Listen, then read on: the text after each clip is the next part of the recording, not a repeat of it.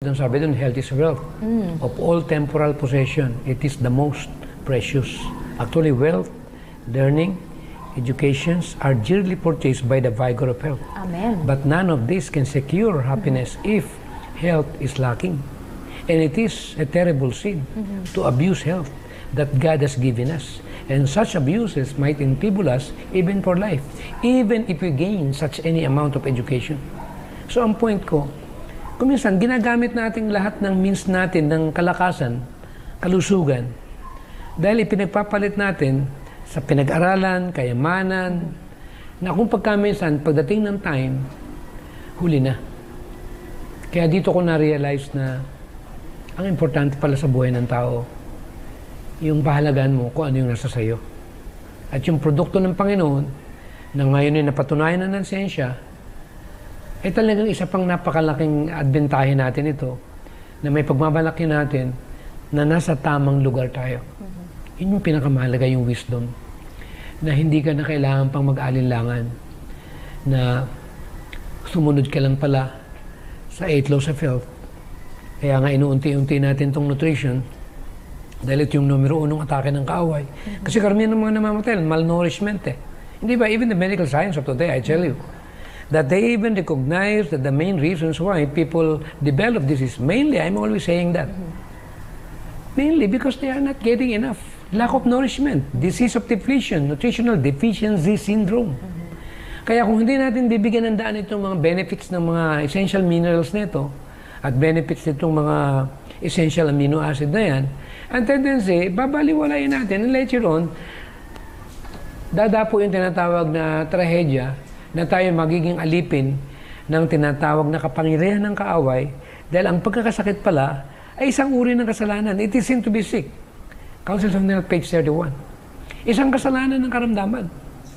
Kapag may karamdaman ka, meron kang hihingi ng kapatawaran. Ano yung hihingi mo? Kasi may violation ka sa 8 utos ng pangkalusugan. At para maibalik ng Panginoon yung kalusugan, dahil ikaw dinapuan ng karamdaman, kailangan mo munang i-align ang sarili mo na mapasailalim ka at manunumpa ka, Panginoon, kakaya na ako ng tama everyday, mag-exercise na ako, iinom na ako ng tamang amount ng tubig, magpapahinga na ako everyday, magtitiwala ako sa kautusan mo. By faith, by the grace of God, I'll cooperate with you all the way through. Amen. That's as simple as that. Kaya kung pag-aaralan itong nature ng disease, sabi sa Healthful Living, iyang sakit pala ay bunga ng pagsalangsang sa batas ng kalusugan. Eh pwede pa tayo magpapaikot-ikot. You can go around. Katulad na nangyayari sa Israelita. 15 days lang pala, 2 weeks lang pala, pwede na makarating dun sa Land of Promise. Eh bakit nagpaikot-ikot?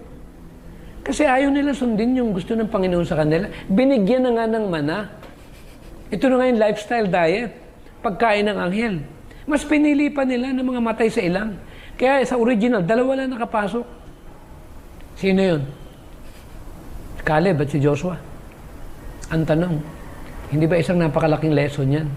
Alam ba sa aklat ng Healthful Living, sa huling chapter, inuulit daw ng God's people uli yung karanasan ng Israelita.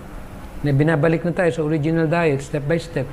Na bago dumating si Kristo, kailangan daw yung fasting, yung stimulating diet, huwag na natin kainin.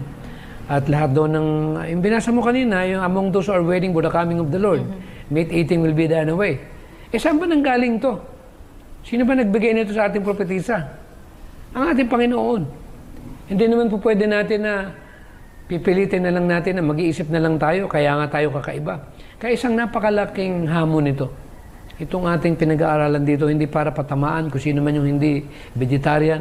Ang point dito ay, basta ang message may ibigay. Individual choice naman ito. Ang pinong-point lang natin dito, since that God is coming very soon, I believe that we have the right to stand before our people, that will be willing enough to share with them the good news. Amen. That we could live a life without having any kind of health problem. Amen. If we are going to cooperate with the natural laws, which is the 8 laws of health. Ang ganda, Dok. Parang gusto ko nang tapusin. Pero alam niyo po mga kaibigan, meron pa tayong iba talagang mga minerals. Pero lagi din po natin talagang tatandaan na